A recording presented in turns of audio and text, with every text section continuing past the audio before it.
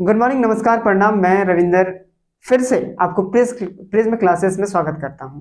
आज फिर हम लोग देखेंगे एक छोटा सा वीडियो, लेकिन ये छोटा है लेकिन एग्जाम में सबसे बड़ा होता है। देखिए, एक्टिव और पैसिव। एक्टिव पैसिव का मांग क्लास 9 में भी है, 10 में भी है, 11 में भी है, 12 में भी है।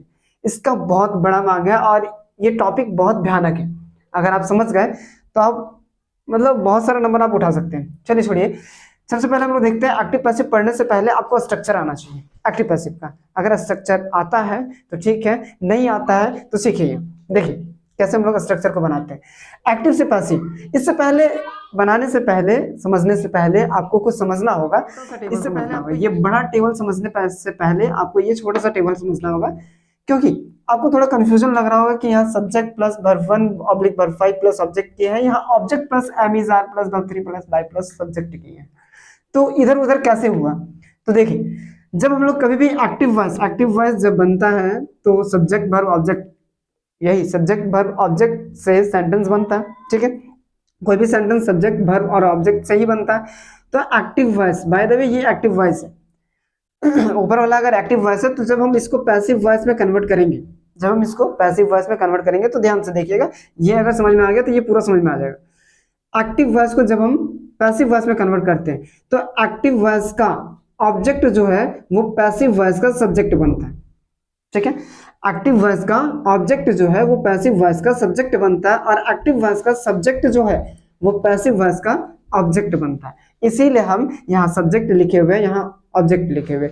अगर इस तरह से भी आप समझ सकते हैं। देखिए, एक्टिव वॉइस का ऑब्जेक्ट यहाँ ऑब्जेक्ट बन रहा है, लेकिन इसके इस पैसिव वॉइस के अनुसार ये सब्जेक्ट है और इस फॉर्म में आ ही गया ना, इस फॉर्म में आ ही जाएगा। लेकिन हमने समझाने के लिए आपको बता रहा हूं कि एक्टिव वॉइस का ऑब्जेक्ट को हम लोग पैसिव वॉइस का सब्जेक्ट बनाते हैं और एक्टिव वॉइस के सब्जेक्ट को हम लोग पैसिव वॉइस का ऑब्जेक्ट बनाते हैं। तो इस छोटे से टेबल को समझने में कोई दिक्कत नहीं हुआ होगा। और अब देखते हैं हम लोग कि एक्टिव वॉइस से पैसिव वॉइस बनाने का रूल क्या होता है। तो आप लोग टेंस का रूल जानते ही होंगे। तो सबसे पहले हम लोग present tense, past tense, future tense, तीनों टेंस का हम लोग चारों देखेंगे। तो देखिए 1 नंबर जो लिखा हुआ है सिंपल है, सिंपल मतलब इंडेफिनिट है। ठीक है, इसके बाद फिर 2 नंबर कॉन्टिन्यूअस है, तीसरा परफेक्ट है और चौथा परफेक्ट कॉन्टिन्यूअस है।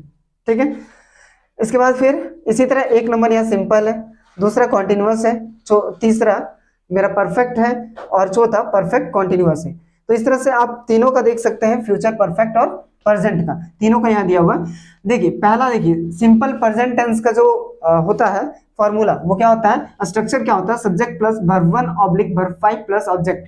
इसको जब हम पैसिव में बदलते हैं ना तो इसका मतलब स्ट्रक्चर क्या हो जाता है कि object plus am is are plus verb 3 plus by plus subject. अब ऑब्जेक्ट क्यों लिखे हम?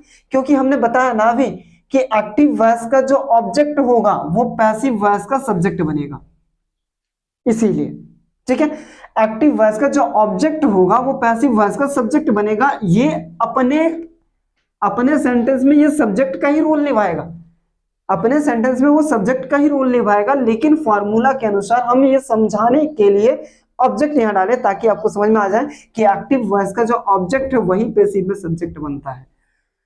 ठीक है, और इसके बाद उसी तरह से जो एक्टिव वॉइस का सब्जेक्ट है वो पैसिव वॉइस का जाके ऑब्जेक्ट बनता है। इस तरह से आप इस टेबल को देखिए और इस टेबल को देखने के बाद आपको पूरा समझ में आ जाएगा कि हम कैसे बनाएंगे। तो कैसे बनाएंगे ये तो नेक्स्ट वीडियो में हम आपको बताएंगे, लेकिन आप इस टेबल को गौर करके देख लीजिए। अगर करना है पॉज करके स्क्रीनशॉट कर लीजिए ताकि आप भी रख लें, और नेक्स्ट वीडियो में जब हम बनाएंगे तो आपको ये सारा टेबल का जितना भी स्ट्रक्चर है ये आपको आना चाहिए, तभी एक्टिव से पैसिव आप चेंज कर सकते हैं। ओके, तो नेक्स्ट वीडियो में फिर से मिलते हैं। Good bye.